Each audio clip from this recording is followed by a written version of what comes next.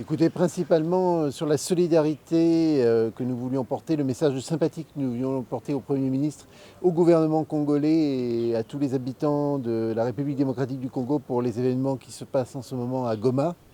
La situation est très grave, elle est très menaçante. Le gouvernement a pris une décision d'évacuation d'une partie des quartiers de Goma.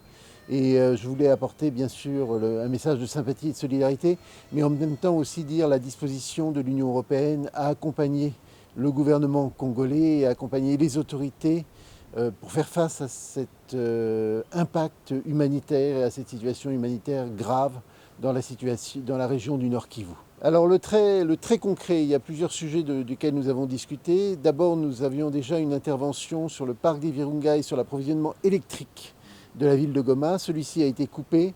Nous allons travailler avec le gouvernement pour rétablir l'électricité le plus vite possible dans la ville de Goma.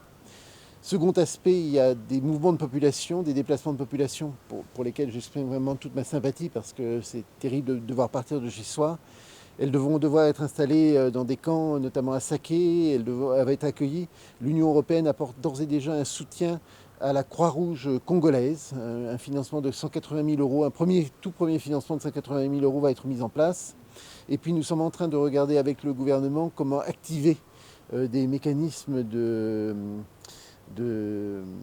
génie et d'appui qui pourront être mis en place en soutien bien sûr à la politique nationale congolaise.